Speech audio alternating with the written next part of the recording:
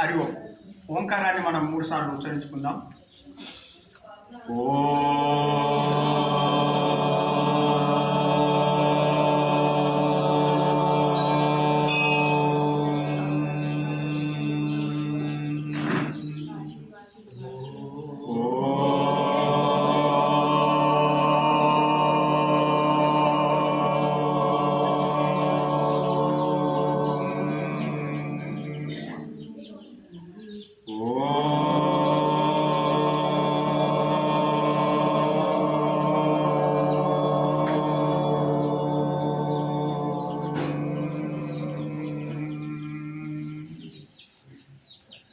गुरु ब्रह्मा गुरु विष्णु गुरुदेवो महेश्वरः गुरु साक्षात् परब्रह्म तस्मै श्री गुरवे नमः।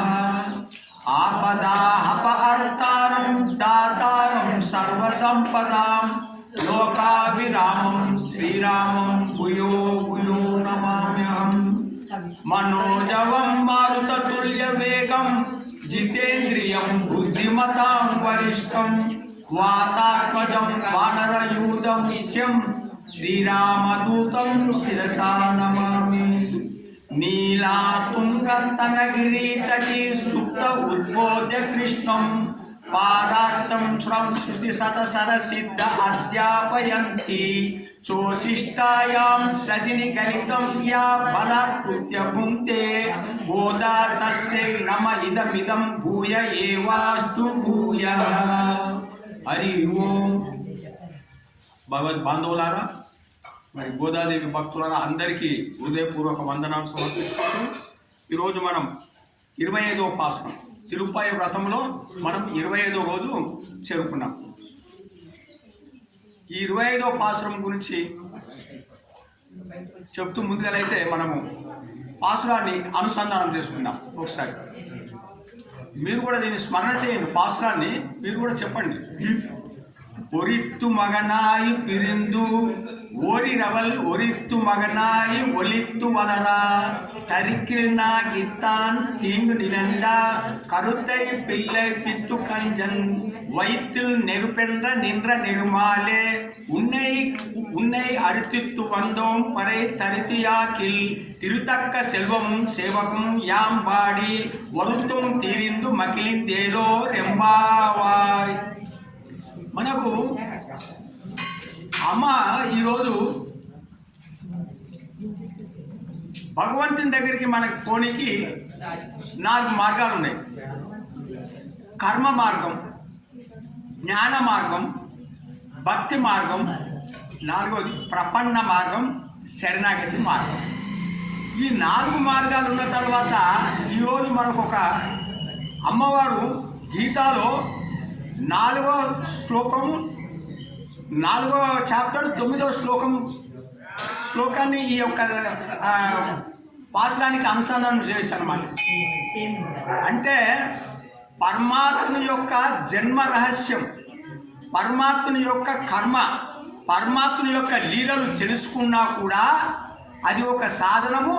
ఆ సాధన వల్ల మనము బ్రహ్మానందం పొందుతాము, బ్రహ్మనే పొందుతాం.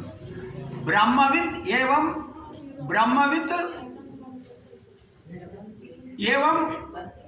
బ్రహ్మే భవతి.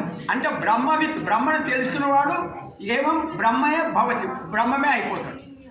ఈ 4వ చాప్టర్లో 9వ శ్లోకం ఏమున్నదంటే జన్మ కర్మచ మే ఏవం దివ్యం, జన్మ కర్మచ మే దివ్యం ఏవం యో వేత్తి తత్వతః తత్వాదేహం పునర్జన్మ నాయేతి మామేతి సో అర్జున అన్నాడు. అంటే నా జన్మ, నా కర్మ చాలా దివ్యమైనది. ఇది ఎవరు తెలుసుకుంటారో తత్వత అంటే యథార్థంగా తెలుసుకోవాలి. అంటే మనము వచనాలు ఈ మాటలతోని కాదు, మన అనుభవపూర్వకంగా పరమాత్మ యొక్క జన్మలు లీలలు ఆయన యొక్క కర్మ తెలుసుకుంటే ఈ దేహం ఎప్పుడైతే పడిపోతుందో అప్పుడు ఎక్కడ పోతారంటే మామేతి నన్నే చేరుకుంటారు అర్జున అన్నాడు. చూడు ఎంత మంచి మాట. ఇంకొక మాట ఏంటంటే ఎవరైతే నా జన్మ కర్మ లీలలు తెలుసుకుంటారో, ఎవరైతే తత్వ అనుభవపూర్వకంగా వాళ్ళు ఈ జన్మనే ముక్తి పొందుతారు. ఈ జన్మ వదిలిపోయిన తర్వాత ముక్తి కాదు, చనిపోయిన తర్వాత ముక్తి కాదు, ఇప్పుడే ఈ జన్మలోనే ముక్తి పొందడంటే ముక్తి అంటే ఇది మన కర్మబంధం నుంచి ముక్తి, అది పొందుతాం అనమాట. అది జన్మ రహస్యం. అంటే జన్మ రహస్యం కూడా ఒక సాధనే. ఈ సాధన వల్ల మనం బ్రహ్మానందం పొందుతామని ఈ యొక్క పాసంలో గొప్పతనం. అందుకోసమే ఒరిత్తు మగనాయి. ఒరిత్ అంటే ఒక ఆవిడ, మగనాయి అంటే బిడ్డ. ఒరిత్తు మగనాయి పిరిందంటే అవతరించినావు. ఒక ఆవిడకు అవతరించినావు. పేరు చెప్తలేదు గోదాదేవి, పేరు చెప్తాం లేదు. ఒక ఆవిడకు ఒక బిడ్డగా అవతరించినావు, పిరింద అవతరించినావు. ఓరిరవల్ అంటే అదే రాత్రి పుట్టిన రాత్రే ఒరిత్తు మగనాయి. ఇంకొక ఆవిడ దగ్గర ఇంకొక ఆవిడకు బిడ్డగా ఒరిత్తు మగనాయి. ఒలిత్తు వలన దాగి పెరుగుతున్నాడు, చాటుగా పెరుగుతున్నాడు. ఎందుకు? కంసుని భయం చేత. ఎప్పుడైతే పేర్లు చెప్పిందనుకో, దేవికి బిడ్డ ఇటు యశోద దగ్గర పెరుగుతున్నానని అన్నారనుకో, కంసుడు పట్టేస్తాడు. కాబట్టి ఆ భయం చేత అప్పుడు ద్వాపర యుగంలో జరిగిన వృత్తాంతం ఇప్పుడు కంసుడు లేడు. అయినప్పటికీ గోదాదేవి ఆవిడనే అంటుందన్నమాట. అది ఒకటి. ఇందులో గొప్పతనం ఎక్కడంటే, దశరథ మహారాజు ఒక్కడు తపస్చేసిండు, 4 కుమారులు పుట్టిండు కదా. ఇక్కడ 4 తపస్సు చేస్తే ఒక్కడు ముద్దు బిడ్డగా పుట్టిండు. ఇది చూడండి, 4 తపస్సు చేసిండు. ఎవరు? దేవకి, వసుదేవుడు, యశోద, నందుడు. 4 తపస్సు చేస్తే ముద్దులు బిడ్డగా శ్రీకృష్ణుడు పుట్టిండు. అక్కడ దశరథ మహారాజు తపస్సు చేస్తే 4 కొడుకులుగా పుట్టిండు. ఇది ఇంకొకటి. అక్కడ శ్రీరామచంద్రుడు పెద్ద అయిన తర్వాత తండ్రి మాట విన్నాడు. ఇక్కడ శ్రీకృష్ణ పరమాత్మ ఈ యొక్క దేవకీదేవి గర్భంన 12 మాసాలుండి 4 చేతులలో శంఖము, చక్రము, గద, పద్మము 4 చేతులు పట్టుకొని పుట్టిండు. పుట్టి ఇమ్మీడియట్గా ఏమన్నదంటే, నువ్వు నా బిడ్డగా పుట్టాలని చెబితే నువ్వు స్వామిగా పరమాత్మగా వచ్చినావు, బిడ్డగా రావాలి, కాబట్టి నీకు 4 చేతులు ఉండొద్దు అంటే ఆ 4 చేతులు తీసేసి 2 చేతులుగా చిన్నవాడుగా అయిపోయింది. తల్లి మాట విన్నాడు, పుట్టంగానే తల్లి మాట విన్నాడు. ఎవరు? శ్రీకృష్ణ పరమాత్మ. ఇదొక విషయం. అంటే మనకు ఇవన్నీ భాగవతంలో చెప్తారు. దాన్ని నేను ఇక్కడ చెప్పడం జరుగుతున్నది అనమాట, ఈ 2. ఇంకొకటి, ఇప్పుడు శ్రీకృష్ణ పరమాత్మకు 2 తల్లులు, దేవకి తర్వాత యశోదమ్మ. ఒకటి దేవకి పూర్వజన్మంలో ఆమె శ్రీకృష్ణుడే నాకు కుమారుడుగా పుట్టాలని కోరుకునేది. శ్రీకృష్ణుడు పరమాత్మ నువ్వు నాకు కుమారుడుగా పుట్టాలన్నది. అందుకోసమే దేవికి గర్భంలో 12 మాసాల నుండి కుమారుడుగా పుట్టిండు. యశోదాదేవి ఏం కోరుకున్నదంటే, నేను నీ లీలలు చూడాలి చిన్నగా ఉన్నప్పటి నుంచి అని కోరుకున్నది. ఇక్కడ కుమారుగా పుట్టిండు. అదే రాత్రి యశోద దగ్గరికి వెళ్ళిపోయాడు. 2 మాటలు నెరవేర్చాడు శ్రీకృష్ణ పరమాత్మ. అందుకోసమే ఆయన జన్మ అంత రహస్యమైనది, ఆయన కర్మ అంత దివ్యమైనది. ఇది మనం తెలుసుకోవడానికి ఈ యొక్క పాశ్రంలో మనకు చెప్పడం జరుగుతుంది. ఇది ఒక సాధనే. ఇది కూడా తెలుసుకుంటే మనం పరమాత్మ దగ్గరికి పోతాం. ఇది ఒక గొప్ప సాధన అని చెప్తున్నది. ఇది మనం గమనించుకోవాలి. అందుకోసమే మనం లీలలు వినడము, పరమాత్మ గురించి వినడము, పరమాత్మ కీర్తనలు చేయడము, ఇది కూడా ఒక సాధన. పరమాత్మ దగ్గరికి వెళ్తాం. ఇప్పుడు శ్రీకృష్ణునికి 2 తల్లులు అంటున్నారు. 2 తల్లులు అంటే మనకు తరించడానికి 2 మంత్రాలు ఉన్నాయి. మనం కూడా తరించడానికి 2 మంత్రాలు పెద్దలు చెప్తున్నారు. ఏ మంత్రం? ఒకటి అష్టాక్షరి మంత్రం. అష్టాక్షరి అంటే ఓం నమో నారాయణాయ. ఇది దేవికి ఈ అష్టాక్షరి మంత్రం అంట. యశోదమ్మకు 12 మంత్రం, ఓం నమో భగవతే వాసుదేవాయ. అష్టాక్షరి మంత్రం చాలా స్పష్టమైన మంత్రము. ఓం నమో నారాయణాయ ఒక గురువుని ఆశ్రయించి ఆ గురువు దగ్గర మంత్రం తీసుకొని ఒక నియమానుసారంగా ఈ యొక్క అష్టాక్షరి మంత్రం చేయాలి. ఇది ఈ అష్టాక్షరి మంత్రం వల్ల నారాయణుడు స్పష్టంగా ప్రత్యక్షమవుతాడు. కానీ దీనికి చాలా నియమము నిష్ట ఉంది. ఓం నమో భగవతే వాసుదేవాయ మన యశోదమ్మ ప్రతీక, ఈమె మంత్రం ఈమె తీసుకుందన్నమాట. దీంట్లో ఇది ఎప్పుడంటే అప్పుడు ఇచ్చాడు. ఒక గురువు దగ్గర నుంచి తీసుకోక్కర్లేదు, ఓం నమో భగవతే వాసుదేవ. కానీ పరమాత్మ కొంచెం స్పష్టంగా ప్రత్యక్షం కాడంట. అందుకోసమే యశోదమ్మకు పూర్తిగా స్పష్టంగా ప్రత్యక్షం కాలే. ఒకసారి బాలుడుగా ఉంటాడు, ఒకసారి పరమాత్మ, ఒకసారి బాలుడుగా ఒక పరమాత్మ. కానీ దేవకి సాష్టాంగ పరమాత్మ ప్రత్యక్షమైంది, ఎందుకంటే ఆమె అష్టాక్షరి మాత్రం ఉపాసన చేసింది అనమాట. ఈ రకంగా ఈ 2 లైన్ల గురించి మనం చెప్పుకుంటూ ఇప్పుడు చాటుగా పెరుగుతున్నాడు. శుక్లపక్షంలో చంద్రుడు ఏ విధంగా పెరుగుతుండో ఆ విధంగా శ్రీకృష్ణ పరమాత్మ పెరుగుతూ ఉన్నాడు. ఇది కంసుడు గూఢచారుల వల్ల తెలుసుకున్నాడు. తెలుసుకొని అరే యశోదమ్మ దగ్గర పెరుగుతుందని కొంచెం తెలిసింది ఆయన. అందుకోసమే ఈ కంసుడు ఓర్వలేకపోయాడు. ఏమన్నాడు? అందుకోసమే తానంటే కంసుడు, తాన్ ఏది తరిక్కిని నాకిత్తాన్ తాన్ అంటే కంసుడు. ఈ కంసుడు తనకు రాబోయే కష్టాలు తెలుసుకోలేక ఏం చేస్తున్నాడు? ఓర్వలేక తరిక్కిలి నాగి అంటే ఓర్వలేక తీంగిండ్రు అంటే చెడు ఆలోచనలు చేస్తున్నాడు. అంటే కంసుడు శ్రీకృష్ణుడు చంపడానికి ఎన్నో ప్రయత్నాలు చేస్తున్నాడు. అందుకోసమే అహంకారం, మనం దేహమే నేను అనుకోవడం అహంకారం. కంసుడు అహంకారానికి ప్రతీక. ఎప్పుడైతే అహంకారం ఉంటుందో పరమాత్మ పేరు చెప్తలేదా, అహంకారం ఉన్నవానికి వినడు వాడు, పరమాత్మ పేరే వినడు. అంటే మనం పరమాత్మ గురించి వినకపోతే, పరమాత్మ గురించి మనము ఆయన కథలు తెలుసుకోకపోతే అంటే మనలో కొంచెం అహంకారం ఉన్నదన్నమాట. అందుకోసం మనం వినం. ఇది అహంకారానికి ప్రతీక. అట్లా కంసుడు అహంకారానికి ప్రతీక. వాడు శ్రీకృష్ణ పరమాత్మ అంటేనే కోపం వస్తుంది ఆయన. అలాంటి వాడు శ్రీకృష్ణుడు చంపడానికి ఎన్నో ప్రయత్నాలు చేస్తున్నాడు. ఆ ప్రయత్నాలన్నీ కరుతై కంజన్ అంటే ఆ కంసుని యొక్క ప్రయత్నాలన్నీ పిల్లై పిత్తు వ్యర్థం చేసేసి. పిల్లై పిత్తు అంటే వ్యర్థం చేసి. ఎవరి ప్రయత్నాలు? కంసుని ప్రయత్నాలు. కంసుడు కృష్ణుడు చంపాలనుకున్న ప్రయత్నాలన్నీ వ్యర్థం చేసేసిండు. కృష్ణుడు వ్యర్థం చేసేసి ఏం చేసిండు? వైతిల్ అంటే వాని గర్భంలోనే, వైతిల్ అంటే వాని కడుపులోనే నెరుపెన్న పెద్ద బడబాగ్ని చిచ్చు పెట్టిండు. కంసుని కడుపులని చిచ్చు పెట్టిండు. అంటే తనను చంపాలని ప్రయత్నం చేసిన కంసున్నే అదే ఉపాయం చేత శ్రీకృష్ణుడు కంసునే సంహరించింది. అంటే వాని కడుపులనే చిచ్చు పెట్టిండు. చిచ్చు పెట్టి నెడుమాలే అన్నాడు. నెడుమాలే అంటే వ్యామోహం కలవాడా, అంటే నిన్ను ఆశ్రయించిన వాళ్ళని రక్షించువాడా.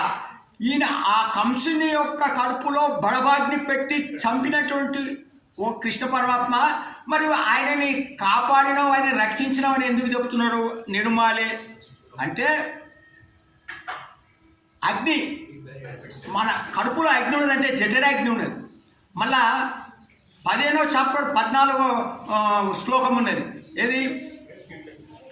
అహం వైశ్వానరో భూత్వా ప్రాణినాం దేహి ఆశ్రితం పానాపాన సమాయుక్తం పచ అన్నం చతుర్విధం. అంటే నేను ప్రతి జీవుల్లో జఠరాగ్ని రూపంలో ఉన్నాను. జఠరాగ్ని రూపంలో అందరి యొక్క కడుపులో నేను జఠరాగ్నిగా ఉండి 4 విధాల ఆహారం తీసుకుంటున్నటువంటి ఆ జీవులకు నేను జీర్ణం చేస్తున్నా. అంటే వాళ్ళకి మేలే చేస్తున్నాడు పరమాత్మ. ఇప్పుడు మనలో జఠరాగ్ని ఉన్నది. ఈ జఠరాగ్ని వైశ్వానర రూపంలో ఉన్నది. వైశ్వానర అంటే పరమాత్మ. అంటే సాక్షాత్తు మన కడుపులో జఠరాగ్ని రూపంలో పరమాత్మ ఉన్నాడు. అందుకోసమే మనం 4 విధాల అన్నం వేస్తున్నాం, 4 రకాలు. ఒకటేమో పండ్లతో నమిలి మింగుతాం, భక్ష్యం. భోజ్యం అంటేనేమో నీళ్లు తాగుతాం, భోజ్యం. లేహం అంటేనేమో నాలుక మీద ఒక పదార్థం వేస్తే సప్పరిస్తాం. తర్వాత చోష్యం అంటే నములుతాము, మళ్ళీ పీలుస్తాము. ఏది? చెరుకు గడ బాగా నములుతాము, పీలుస్తాం. ఈ 4 రకాలని లోపల వేస్తే జఠరాగ్ని రూపంలో మన యొక్క ఆహారాన్ని జీర్ణం చేస్తున్నాడు. ఎవరు? పరమాత్మ. మనం అంత మేలు చేస్తున్న పరమాత్మ కృతజ్ఞత చెప్పుకోవాలి కదా మనం. అది ఒకటి. అందుకోసమే మనకు అడుగున పరమాత్మ ఉన్నాడని మనం అనుభవం చెందాలన్నమాట. పరమాత్మ ఎక్కడో లేడు, మన కడుపులో జఠరాగ్ని రూపంలో ఉన్నాడు, మన ఆత్మలో పరమాత్మ రూపంలో ఉన్నాడు. ఈ విధంగా మనం ఆలోచిస్తే పరమాత్మ మనల్ని విలువకుంటూనే ఉన్నాడు. ఈరోజు ఇక్కడ నేను మాట్లాడుతున్నానంటే ఆ పరమాత్మ నాలో ఉన్నాడు కాబట్టి ఈ అక్షరం వస్తుంది. మీరు ఇక్కడ వచ్చిందంటే ఆ పరమాత్మ మీలో ఉన్నాడు కాబట్టి ఇక్కడ రాగలిగింది. ఇలాంటి అన్ని మనలో అనుభవం తెచ్చుకుంటూ ఆ పరమాత్మని అనుభవం చెందుతూ ఉండాలన్నమాట. ఇదే ఒక అమ్మవారు మనకు తీసుకొస్తున్నది. ఇప్పుడు ఆ విధంగా చంపినాడు కాబట్టి ఆ కంసునికి ఏం మేలు చేసిందంటే ఆ కంసుని యొక్క పాపాన్ని పొడగొట్టేసి వాడు భయం చేత, కంసుడు భయం చేత కృష్ణుడు కృష్ణుడు కృష్ణుడు అన్నాడు. అందుకోసం వానికి మోక్షం ఇప్పించాడు, అంత స్మెల్ చేసిండు. అలాంటి స్వామి ఉన్నాయి, నిన్ను అరితిత్తు వందం ప్రార్థన చేస్తూ నీ దగ్గరకు వచ్చినాం, నిన్ను కోరి నీ దగ్గరకు వచ్చినాం, కానీ నీ దగ్గర నుంచి కోరడానికి రాలే. నిన్ను కోరి వచ్చినాం అంటే నిన్ను దర్శనం చేయడానికి వచ్చినాం, కానీ నీ దగ్గర నుంచి తీసుకోనికి మేము రాలే. ఎట్లా మాట్లాడుతుంది ఇది? మనం పరమాత్మ దగ్గరికి పోయి ఒక పెద్ద లిస్ట్ పట్టుకొని నాకు అది కావాలా ఇది కావాలా అని అక్కర్లేదనమాట. ఆయనను చూడనీకి వచ్చినాం, ఆయన కావాలని వచ్చినాం, కానీ ఆయనకు ఏదో లిస్ట్ చేయడమని కాదు. ఇది మనకి తెలియదు. అరితిత్తు వందం అయితే పరే తరితు వ్యాఖ్యలు. పరే అంటే ఈ యొక్క వ్రతానికి కావలసిన ఒక తప్పెట. ఇది అడుగుతున్నాం, కానీ నీ ఇష్టం. అది నువ్వు ఇష్టం ఇవ్వకపోతే ఇవ్వవు, నీ సంకల్పం, అది నీ దయ, నీ కృప. నువ్వు ఇచ్చినా పర్వాలేదు, ఇవ్వకున్నా పర్వాలేదు. అరే అప్పుడు శ్రీకృష్ణుడు అంటే బాగున్నది, మీరందరూ గోపికలు గోదాదేవి ఇంత ఉదయం పొద్దుగాల ఇంత చలిలా ఇంత మంచు పడుతుండగా ఇంత శ్రమపడి మీరు వచ్చిండ్రు నా దగ్గరికి అంటే, అప్పుడు అంటుంది అమ్మ, ఏమంటుంది? తిరుతక్క సెల్వము సేవకం యాంబాడి వరుత్తం తీరిందు మకిలిందేలోరి ఎంబావాయి. తిరుతక్క సెల్వము అంటే లక్ష్మీదేవి అంటే ఐశ్వర్యం ఉన్నటువంటి లక్ష్మీదేవే పరమాత్మను కోరుతుంది. అలాంటి లక్ష్మీదేవే నిన్ను కోరుకున్నటువంటి అంత ఐశ్వర్యవంతుడు నీవు. ఆ ఐశ్వర్యాన్ని కాపాడేటువంటి పరాక్రమం ఉన్నటువంటి వీడు. నీ యొక్క ఈ కళ్యాణ గుణములు, నీ యొక్క ఈ తత్వాన్ని మేము పాడుతూ వస్తూ ఉంటే వరుత్వం తీరిందు, మా శ్రమ అంతా పోతుంది. వరుత్వం తీరిందు, శ్రమంతా పోతుంది.